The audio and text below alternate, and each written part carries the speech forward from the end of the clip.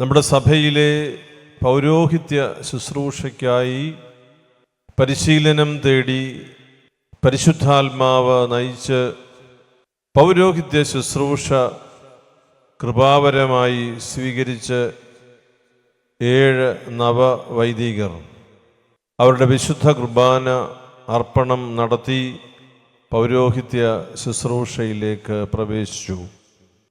നവാഭിഷിക്തനായ ബഹുമാനപ്പെട്ട ജോബിൻ പൂവണ്ണത്തിലച്ചൻ അച്ഛൻ്റെ മാതൃ ഇടവകയിൽ വിശുദ്ധ ബലി അർപ്പിച്ച് പൗരോഹിത്യ ശുശ്രൂഷ ആരംഭിക്കുകയാണ്.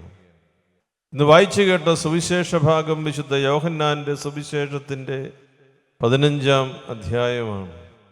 മുന്തിരിച്ചെടിയും ശാഖയും തമ്മിലുള്ള ബന്ധത്തെക്കുറിച്ച് കർത്താവ് പറഞ്ഞുകൊണ്ടിരിക്കുകയാണ്. തായ്തടിയോട് ചേർന്ന് നിൽക്കുമ്പോൾ ഫലസമൃദ്ധി ഉണ്ടാകുന്നതിനെക്കുറിച്ച് കർത്താവ് പഠിപ്പിക്കുന്നു. തായ്തടിയോട് ചേർന്ന് നിൽക്കാതെ ഫലം പുറപ്പെടുവിക്കാനാവില്ല. അത് ഉണങ്ങിയ ഒരു കമ്പ് പോലെ പുറത്തേക്ക് എറിയപ്പെടുന്നു. അതിൻ്റെ ഉദ്ദേശം നടക്കുന്നില്ല. തായ്തടിയോട് ചേർന്ന് നിൽക്കുമ്പോൾ, കർത്താവിനോട് ചേർന്ന് നിന്ന് അവനിൽ വസിക്കുമ്പോൾ ഇഷ്ടമുള്ളത് ചോദിച്ചു കൊള്ളുക, നിങ്ങൾക്ക് ലഭിക്കും. ധാരാളം ഫലം പുറപ്പെടുവിക്കും. അങ്ങനെ എൻ്റെ ശിഷ്യന്മാരായിരിക്കുന്നത് വഴി പിതാവ് മഹത്വപ്പെടുകയും ചെയ്യും. ഈ സംഭാഷണത്തിൻ്റെ സമാപനത്തിലാണ് തുടർച്ചയായി കർത്താവ് ശിഷ്യന്മാരോട് പറയുക, ഞാനിത് നിങ്ങളോട് പറഞ്ഞത് നിങ്ങളുടെ സന്തോഷം പൂർണ്ണമാകുന്നതിനാണ്. സന്തോഷം പൂർണ്ണമാകുന്നത് എപ്പോഴാണ്? സ്നേഹത്തിൻ്റെ പാരമ്യതയിലാണ്. കർത്താവ് പറഞ്ഞു, ഇനിമേൽ ശിഷ്യന്മാരോട് അവിടുന്ന് പറഞ്ഞതാണ്, ഇനിമേൽ ദാസന്മാർ എന്ന് ഞാൻ നിങ്ങളെ വിളിക്കില്ല, വിളിക്കുന്നത് സ്നേഹിത എന്നാണ്. നവാഭിഷിക്തനായ ജോബിനച്ചൻ പൗരോഹിത്യ ശുശ്രൂഷ പ്രാപിച്ചതിലൂടെ നമ്മുടെ കർത്താവുമായുള്ള ബന്ധത്തിൽ ഒരു പുതിയ തലത്തിലേക്ക് പ്രവേശിക്കുകയാണ്. കർത്താവിനെക്കുറിച്ച് അദ്ദേഹം വേദശാസ്ത്രം പഠിച്ചപ്പോൾ കുറേ കാര്യങ്ങൾ അറിയുന്നതിന് സാധിച്ചു. ക്രിസ്റ്റോളജി പഠിച്ചപ്പോൾ ക്രിസ്തു രഹസ്യങ്ങളെക്കുറിച്ച് തീർച്ചയായും അച്ഛൻ മനസ്സിലാക്കിയിട്ടുണ്ട്. കർത്താവുമായി ബന്ധപ്പെട്ട അനേക അറിവ് സമ്പാദിച്ചിട്ടുണ്ട്. എന്നാൽ കർത്താവിൻ്റെ ഹൃദയ രഹസ്യങ്ങൾ അറിയുന്നതിനുള്ള വരം അവിടുത്തെ സ്നേഹിതന്മാർക്ക് നൽകുന്നതാണ്. ഔദാര്യത്തോടെ ദൈവം വിളിക്കുന്ന ആ വിളിപ്പേരാണ് എൻ്റെ സ്നേഹിത. അവകാശപ്പെടാൻ നമുക്കൊന്നുമില്ല, ഉപാധി വയ്ക്കാൻ നമുക്കൊന്നുമില്ല. ഔദാര്യത്തോടെ അവിടുന്ന് വിളിക്കുന്നു, നീ എൻ്റെ സ്നേഹിതൻ. ദാസൻ എന്നുള്ളത് നീ മറന്നേക്കുക. കൽപ്പിക്കുന്നത് പ്രവർത്തിക്കുന്നവനാണ് ദാസൻ. ഹൃദയരഹസ്യങ്ങൾ അറിയുന്നവനാണ് സ്നേഹിതൻ. കർത്താവിൻ്റെ ഈ ബന്ധത്തിൻ്റെ ഒരു തീവ്രത അറിയണമെങ്കിൽ ഗത്സമേൻ തോട്ടത്തിലെ ആ ഒരു നിമിഷത്തെ കാഴ്ച ഒന്ന് നോക്കിയാൽ മതി. കർത്താവ് 3 പേരെ വിളിച്ച് മാറ്റി കൂട്ടിക്കൊണ്ട് പോയി അല്പം അകലെ മാറി നിന്ന് പ്രാർത്ഥിക്കുന്നു. വളരെ വ്യത്യസ്തമായൊരു പ്രാർത്ഥനയാണ്. തൻ്റെ ജീവൻ്റെ ഒരു മാനുഷിക രീതിയിലെ സഹനത്തിൻ്റെ പാരമ്യതയിൽ നിൽക്കുന്നു. അത്യുച്ഛ സ്ഥാനത്ത് നിൽക്കുന്നു. വധിക്കപ്പെടാൻ പോകുന്നു. അതിനേക്കാൾ വേദന ഒറ്റിക്കൊടുക്കപ്പെടാൻ പോകുന്നു. ആശ്വാസത്തിന് ഹൃദയരഹസ്യങ്ങൾ അറിയുന്ന തൻ്റെ ശിഷ്യന്മാരിൽ നിന്ന് തന്നേറ്റം സ്നേഹിക്കുന്ന 3 പേരെ വിളിച്ച് മാറ്റി നിർത്തി ഉണർന്നിരിക്കാൻ പറയുന്നു. ട്രെയിനിങ് കിട്ടിയതായതുകൊണ്ട് അവർക്ക് ഉറങ്ങാതിരിക്കാനും സാധിക്കുന്നില്ല. കർത്താവ് വളരെ ഹൃദയവേദനയോട് അവരോട് ചോദിക്കുന്ന ഒരു ചോദ്യമുണ്ട്. അല്പസമയം ഉണർന്നിരിക്കാൻ നിങ്ങൾക്ക് കഴിയില്ലേ? എത്ര നിയന്ത്രിച്ചാലും സാധ്യമല്ലാത്ത ചില സമയമുണ്ടല്ലോ. അത്ഭുതപ്പെട്ടു പോയിട്ടുണ്ട്. ദൈവമേ, ഈ ഇരിപ്പിൽ താഴെ വീണാൽ എന്ത് സംഭവിക്കും? കർത്താവ് എല്ലാം മുൻകൂട്ടി കാണുന്നവനായതുകൊണ്ട് ഒന്നും സംഭവിക്കാറില്ല. പ്രിയപ്പെട്ട ജോബിനച്ഛനോട് എനിക്ക് ഓർമ്മപ്പെടുത്താനുള്ളതൊരു അടയാളമാണ്. അച്ഛൻ കുമ്പസാരക്കൂട്ടിൽ കുമ്പസാരം കേൾക്കുന്നതിന് ഇരിക്കും. കുമ്പസാരിക്കാൻ പോയി മുട്ടുകുത്തുകയും ചെയ്യണം. കുമ്പസാരം കേൾക്കാനിരിക്കുമ്പോൾ എന്തിൻ്റെ അടിസ്ഥാനത്തിലാണ് ആ വ്യക്തിക്ക് മാത്രം അറിയാവുന്ന ഒരു കാര്യം വന്ന് ഈ പുരോഹിതൻ്റെ മുൻപിൽ മുട്ടുകുത്തി നിന്ന് പറയുന്നത്? ലോകത്തിലെ ഏറ്റവും വലിയ സൈക്കോളജിസ്റ്റിൻ്റെ മുമ്പിൽ ഈ അനുതപിക്കുന്ന പാപി വന്ന് മുട്ടുകുത്തുന്നതല്ല. കർത്താവിനോട് ഇക്കാര്യം പറയുന്നതിനും കർത്താവ് പറയുന്നത് കേൾക്കാൻ ആഗ്രഹിച്ചതും ഈ അനുതപിക്കുന്ന പാപിയിൽ കാണും. ഹൃദയ രഹസ്യങ്ങളാണ് ഒരു വൈദികനോട് കുമ്പസാരക്കൂട്ടിൽ വന്ന് പറയുക. അതെല്ലാം മനസ്സിലാക്കാനുള്ള മാനുഷിക ബുദ്ധി എനിക്കുണ്ടെന്ന് ഞാൻ കരുതുന്നില്ല. നമുക്കുണ്ട് എന്ന് വിശ്വസിക്കാൻ പ്രയാസമാണ്. നമ്മോട് വന്ന് ഈ കാര്യം, അതായത് അവരുടെ ജീവിതത്തിൽ ഈ വിവരം മറ്റൊരാൾ അറിയുമ്പോൾ സംഭവിക്കാവുന്ന വലിയ പ്രതിസന്ധികൾ, അതൊന്നും കാര്യമായി പരിഗണിക്കാതെ കുമ്പസാരക്കൂട്ടിൽ കർത്താവിൻ്റെ സ്ഥാനത്തിരിക്കുന്ന ഈ പുരോഹിതനോട് ഹൃദയ രഹസ്യം പറയുന്നതിൻ്റെ കാരണം ഒന്നേയുള്ളൂ. ദൈവത്തിൻ്റെ പുരോഹിതൻ, ദൈവത്തോട് സംസാരിക്കുന്നവൻ, ദൈവത്തിൻ്റെ ആലോചന നമുക്ക് പങ്കുവെച്ചു തരുന്നവൻ. പ്രിയപ്പെട്ട ജോബിനച്ഛ, പൗരോഹിത്യ ശുശ്രൂഷയിലെ ഏറ്റവും അനുഗ്രഹകരമായ നിമിഷങ്ങൾ തീർച്ചയായും പരിശുദ്ധ കുർബാനയുടെ കൃപാവരമുണ്ട്. അതിനോട് ചേർത്ത് വിസ്മരിക്കാനാവാത്ത നിമിഷങ്ങൾ സമ്മാനിക്കുന്ന കൃപയുടെ വലിയ അനുഭവമാണ് കുമ്പസാരക്കൂട്ടിലെ കർത്താവിൻ്റെ സ്നേഹിതനെ കണ്ടുകൊണ്ടുള്ള അനുതപിക്കുന്ന പാപിയുടെ സംഭാഷണം. ഭാഗ്യവശാൽ ഈ കുമ്പസാരം കഴിഞ്ഞ് അടുത്തയാൾ കുമ്പസാരിക്കാൻ വരുമ്പോൾ നമ്മൾ ഈ പാപങ്ങളോ പറയുന്ന വാക്കുകളോ നമ്മുടെ ഓർമ്മയിൽ നിൽക്കില്ല എന്നുള്ളതാണ്. അത് ദൈവം കൊടുത്തിരിക്കുന്ന അസാധാരണമായ കൃപയാണ്. അത് ഓർത്തിരിക്കാൻ നമുക്ക് സാധിക്കില്ല. അത് ഓർക്കാൻ കർത്താവിന് പദ്ധതിയുമില്ല. സാധാരണമായ ദൈവബന്ധത്തിൻ്റെ അടയാളം കൃത്യമായി പ്രകടമാക്കുന്ന ഇടമാണ് കുമ്പസാരക്കൂട്. അനാഥമായി കൊണ്ടിരിക്കുന്ന കുമ്പസാരക്കൂട്ടിലെ സ്നേഹിതൻ്റെ ഭാവം ഈ പൗരോഹിത്യ ശുശ്രൂഷയിൽ അച്ഛൻ വീണ്ടെടുക്കണം.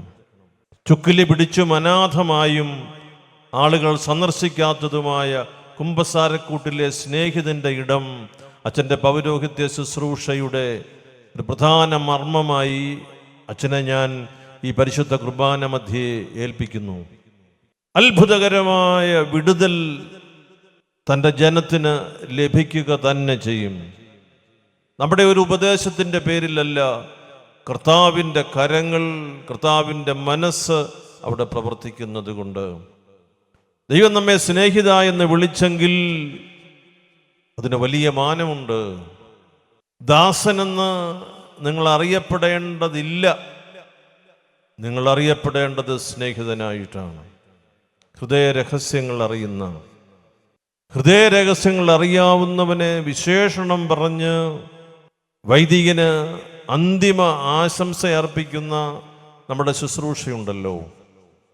ദൈവത്തിൻ്റെ പുരോഹിതൻ, കൂദാശകളുടെ പരികർമ്മി, പള്ളിയുടെ അലങ്കാരം, സത്യപ്രഘോഷകൻ, എന്തെല്ലാം വിശേഷണങ്ങളാണ് ദൈവത്തിൻ്റെ സ്നേഹിതന് തിരുസഭ നൽകിയിരിക്കുക. അവിസ്മരണീയമായ അനുഭവങ്ങളിൽ നിന്ന് പ്രാർത്ഥനാപൂർവം കുറിച്ചു വച്ചിരിക്കുന്ന ഈ വിശേഷണങ്ങളിൽ പരിശുദ്ധാത്മാവിൻ്റെ ഇടപെടലുണ്ട്. കർത്താവിൻ്റെ സ്നേഹിതനോട് ഇങ്ങനെ പറഞ്ഞ് ഞാൻ അവസാനിപ്പിക്കുന്നു. പൗരോഹിത്യ ശുശ്രൂഷയിൽ ഇനിയും ദൈവത്തിൻ്റെ ജനം കാണേണ്ടുന്ന അത്ഭുതങ്ങളുണ്ട്. ഞങ്ങൾ അധികാരികളോ സഹകാരികളോ ഞങ്ങളെക്കൊണ്ട് സാധിക്കാത്ത അല്ലെങ്കിൽ ഞങ്ങളിലൂടെ അത് നിവൃത്തിയാകാതെ ഇരിക്കുന്ന അത്ഭുതങ്ങൾ അച്ഛൻ്റെ പൗരോഹിത്യ ശുശ്രൂഷയിൽ നിങ്ങൾ 7 പേരും ഇവിടെ സന്നിഹിതരാണല്ലോ. നിങ്ങളുടെ പൗരോഹിത്യ ശുശ്രൂഷയിലൂടെ ദൈവജനം കാണുന്നതിന് ആഗ്രഹിക്കുന്നു. ഹൃദയം തുറന്നിടുക, ബാക്കി പരിശുദ്ധാത്മാവ് പൂർത്തീകരിക്കും. മുൻകരുതൽ എന്നത് ദൈവത്തിൻ്റെ കയ്യിൽ പിടിക്കുക മാത്രം. അവിടുത്തെ രാജ്യവും അവിടുത്തെ നീതിയും ബാക്കിയുള്ളവയെല്ലാം നൽകപ്പെടും. നിങ്ങളുടെ പൗരോഹിത്യത്തിൻ്റെ ഈ സ്നേഹിത ഭാവം നമ്മുടെ സഭയിൽ അത്ഭുതങ്ങൾ സൃഷ്ടിക്കട്ടെ. നിങ്ങളുടെ ജ്യേഷ്ഠന്മാരെക്കുറിച്ചോ നിങ്ങളുടെ അധികാരികളെക്കുറിച്ചോ പോരാ എന്ന് നിങ്ങൾക്ക് തോന്നുന്നെങ്കിൽ ത്രോണോസിൻ്റെ മുമ്പിൽ മുട്ടുമടക്കിയിട്ട് നിങ്ങൾ ഹൃദയം അല്പം കൂടി തുറക്കുക. നിങ്ങളിലൂടെ കർത്താവ് അത് പരിഹരിച്ചുകൊള്ളും. പൗരോഹിത്യത്തിൻ്റെ നന്മകളും അത്ഭുതങ്ങളും അത് 4 വരി വാട്സപ്പിലെ മെസ്സേജിൽ ഒലിച്ചു പോകുന്നതല്ല. വാട്സപ്പിൽ ക്രിയേറ്റ് ചെയ്ത ആർട്ടിഫിഷ്യൽ ഇൻ്റലിജൻസ് സമ്മാനിച്ച 3 വിശേഷണ പദവുമല്ല. സ്നേഹിത എന്ന് വിളിച്ചെങ്കിൽ ആർട്ടിഫിഷ്യൽ ഇൻ്റലിജൻസ് എന്ന് പറയാൻ തുടങ്ങുന്നതിൻ്റെ ഇല്ലാത്ത കാലത്ത് കർത്താവ് വിളിച്ച പേരാണ്. നിർമ്മിത ബുദ്ധിയും നിർമ്മല ബുദ്ധിയും എന്ന് 2 വിശേഷണം കേട്ടിട്ടുണ്ട്. നിർമ്മല ബുദ്ധിയിൽ കർത്താവ് സ്നേഹിത എന്ന് വിളിച്ചെങ്കിൽ അത് ദൈവത്തിൻ്റെ പദ്ധതിയുടെ വിളിപ്പേരാണ്. അച്ഛനീ നമ്മുടെ ഇടവകയിൽ നിന്ന് പൗരോഹിത്യത്തിലേക്ക് വരുമ്പോൾ ഈ ഇടവക അനുഗ്രഹീതമാവുകയാണ്. ഈ പള്ളിയുടെ നാട്ടുകാർ വിളിക്കുന്ന പേര് കുന്നേൽ പള്ളി എന്നാണ്. അത്യാവശ്യം ഉയരത്തിലുള്ള ഒരു സ്ഥലത്താണ് ഈ പള്ളി സ്ഥാപിച്ചിരിക്കുന്നത്. മലമുകളിൽ പണിതിരിക്കുന്ന ദൈവാലയത്തിൽ നിന്ന് കർത്താവിൻ്റെ ഒരു സ്നേഹിതൻ വിശുദ്ധ കുർബാന അർപ്പിച്ച് സ്നേഹിതൻ്റെ ശുശ്രൂഷ തുടങ്ങിയിരിക്കുന്നു. എല്ലാ വിശുദ്ധ കുർബാനയിലും എൻ്റെ മാതാവിനെയും പിതാവിനെയും എൻ്റെ ഗുരുക്കന്മാരെയും എൻ്റെ സഹോദരങ്ങളെയും എന്ന് പേര് പറഞ്ഞ് ഓർത്ത് പ്രാർത്ഥിക്കുന്ന ഒരു പുരോഹിതൻ നിങ്ങളുടെ കുടുംബത്തിൻ്റെ ദൈവബന്ധത്തിൻ്റെ വലിയ മുദ്രയാണ്. അത് നിങ്ങൾക്ക് അനുഗ്രഹമായി തലമുറകളിലേക്ക് നൽകട്ടെ എന്ന് ഞാൻ പ്രാർത്ഥിക്കുന്നു. വൈദികർ നിങ്ങളുടെ കുടുംബങ്ങളിൽ നിന്ന് വന്നിട്ടുള്ളവരാണ്. 11 വർഷം സെമിനാരിയിൽ എവിടുന്നെങ്കിലും ലീസിനെടുത്ത് വന്ന് പഠിപ്പിക്കുന്നവരല്ല. ഓരോ കുടുംബത്തിൽ ജനിച്ച് വളർന്ന് 15 വയസ്സ് മുതൽ സെമിനാരിയിൽ സ്വീകരിച്ച് ഒരായുസ് മുഴുവൻ സഭയ്ക്ക് വേണ്ടി ജീവൻ നൽകുന്നവരാണ് പുരോഹിതർ. മക്കൾ എപ്പോഴും വ്യത്യസ്തരാണല്ലോ. അതിൽ വ്യത്യാസങ്ങൾ മനസ്സിലാക്കുന്നതിന് വീട്ടിലെ ഒരമ്മയ്ക്കും ഒരപ്പനും വേഗത്തിൽ സാധിക്കും. അഭിഷിക്തർ അവരുടെ ജീവിത ശൈലിയിൽ, സമീപന ശൈലിയിൽ പ്രത്യേകതകളുള്ളവരാണ്. അതാണ് മനുഷ്യർ. നമ്മുടെ കയ്യിലെ 5 വിരൽ പോലും സൂക്ഷിച്ചൊന്ന് നോക്കിയാൽ നമുക്ക് മനസ്സിലാകും അത് ഒരുപോലെ അല്ലല്ലോ, വ്യത്യസ്തമാണ്. വ്യത്യസ്തമായതിൻ്റെ പേരിൽ ആരെങ്കിലും വിരള ഒടിച്ചു കളയുമോ? ഈ 5ഉം ഒരു കൈപ്പത്തിയിൽ ചേർത്ത് വച്ചിരിക്കുന്ന വ്യത്യസ്തമായ ഉപയോഗങ്ങളുണ്ട്. ഈ കർത്താവിൻ്റെ പുരോഹിതന്മാരെല്ലാം നമ്മുടെ ഓരോ കുടുംബങ്ങളിൽ നിന്ന് അപ്പനും അമ്മയും സഹോദരനും സഹോദരിയും ഒക്കെ ഉള്ളവരാണ്. അത്യാവശ്യമൊക്കെ ജീവിക്കുന്നതിന് വകുപ്പുള്ളവരാണ്. അതെല്ലാം ഉപേക്ഷിച്ച് ഒരായുസ് മുഴുവൻ ഒരു സഭയിൽ ബലിപീഠത്തിന് ധൂപം വെച്ചും സഭയിൽ ഏവങ്കേലിയോൻ വായിച്ചും രോഗിയുടെ വീട്ടിൽ ഓടിച്ചെന്ന് പ്രാർത്ഥിച്ചും മരണസമയത്ത് മിനിമം 4 പ്രാവശ്യം ആ ഭവനവുമായി ബന്ധപ്പെട്ട് ശുശ്രൂഷകൾ ചെയ്തും മരിച്ചു കഴിഞ്ഞും ആ കുഴിമാടത്തിൽ ചിലപ്പോൾ മക്കൾ വന്നില്ലെങ്കിൽ പോലും മക്കൾ വിളിച്ചു പറയത്തേ ഉള്ളൂ, അച്ഛാ 15-ാം തീയതി അവിടെ ഒരു ധൂപം വെച്ചേക്കണേ എന്ന്. ഈ അച്ഛനും ധൂവക്കുറ്റിയും മാത്രമായി ആ കബറിൻ്റെ മുമ്പിൽ നിൽക്കുമ്പോൾ അപ്പോഴും ഓർക്കുക, ഈ പുരോഹിതൻ അവിടെ ചെന്ന് പ്രാർത്ഥിക്കുന്നത് ഈ അച്ഛനൊരു മാതാവും പിതാവും. ഞാൻ പറഞ്ഞത് പൗരോഹിത്യ ശുശ്രൂഷയിൽ പുരോഹിതൻ എന്നത് നമ്മുടെ വിശ്വാസത്തിൽ അല്പം കൂടി നിർമ്മലമായി കാണേണ്ടുന്ന ഒരു കാര്യമാണ്. മനുഷ്യൻ കാണുന്നത് പോലെ അല്ല ദൈവം കാണുന്നതെന്ന് ഈ 7 ദിവസത്തെ നമ്മുടെ ആഘോഷത്തിൽ മുടങ്ങാതെ വായിച്ചു കേട്ട ഭാഗമാണ്. മനുഷ്യൻ കാണുന്നതല്ല ദൈവം കാണുന്നത്. അതാണ് ഈ തിരഞ്ഞെടുപ്പ്, അതാണ് ഈ സ്വീകാര്യത. ദൈവജനം ഇത്രയും ഒരുമിച്ചിരിക്കുമ്പോൾ പ്രിയപ്പെട്ടവരെ, എനിക്ക് പറയാനുള്ളത്, ഒരു പുരോഹിതനൊരു ബലഹീനത, അത് സത്യമാണോ എന്നറിയുന്നു. അതിനു മുൻപ് തന്നെ പേനയും പെൻസിലുമായി എഴുത്തു തുടങ്ങുന്നതിന് മുൻപ് എത്ര പേർക്ക് ഒന്ന് മുട്ടുമടക്കി, എൻ്റെ ദൈവമേ, അങ്ങ് സ്നേഹിത എന്ന് വിളിച്ചിട്ടുള്ള ഈ പുരോഹിതനെ അങ്ങ് സംരക്ഷിക്കണമേ എന്ന് പറയാൻ വിശ്വാസമുണ്ട്, ബലമുണ്ട്. ഈ കാലഘട്ടത്തിൻ്റെ ആവശ്യമാണ്, ഈ കാലഘട്ടത്തിൻ്റെ ആവശ്യമാണ്. 100 കുടുംബമുണ്ടെങ്കിൽ നമുക്കറിയാം എത്ര അഭിപ്രായങ്ങളാണ് നമ്മുടെ ഒരുമിച്ച് വരുമ്പോൾ. ഇതെല്ലാം ഒരുമിച്ച് ചേർത്ത് ഒരു ചരടിൽ കോർത്തിണക്കി സഭയുടെ നന്മയ്ക്ക്, ഇടവകയുടെ പുരോഗതിക്ക് ഈ പുരോഹിതൻ ഏറ്റെടുക്കുന്ന വലിയ ത്യാഗനിർഭരമായ ഒരു ശുശ്രൂഷയുണ്ട്. അതിനാണ് സമർപ്പണം എന്ന് പറയുക. ഒരു കാലത്ത് നമ്മുടെ കുറേ ആളുകൾ സന്യാസിനിമാർക്കെതിരെ അങ്ങ് ഇറങ്ങി. ദൈവവിളികൾ കുറഞ്ഞു. ഇത് കേട്ടിരിക്കുന്ന അമ്മമാരും അപ്പന്മാരും മക്കളെ മഠത്തിൽ വിടാതായി. എന്ത് പ്രയോജനം ആർക്കുണ്ടായി? സന്യാസത്തിൻ്റെ ആത്യന്തികമായ മർമ്മവും മഹത്വവും നൽകുന്നത് ദൈവമാണ്. അതിനെ ഒന്ന് സ്ലോ ഡൗൺ ചെയ്യിക്കുന്നതിന് മനുഷ്യർക്ക് കഴിയും.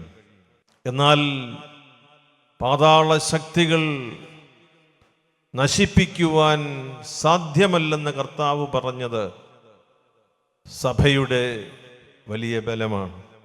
പ്രിയപ്പെട്ടവരെ, ഞാൻ സൂചിപ്പിക്കുന്നത്, നിങ്ങൾക്ക് വേണ്ടി ബലിപീഠം ചുംബിച്ച് ധൂപം സമർപ്പിച്ച് പ്രാർത്ഥിക്കുന്ന പുരോഹിതനെ നിങ്ങൾ പ്രാർത്ഥനയിൽ ബലപ്പെടുത്തണം. സഭ ദുർബലമായി കാണുന്നതും വൈദികരും സന്യസ്തരും അവഹേളിക്കപ്പെടുന്നത് വഴി ചില ആഗ്രഹങ്ങൾ ചില കൂട്ടർക്ക് ഉണ്ട്.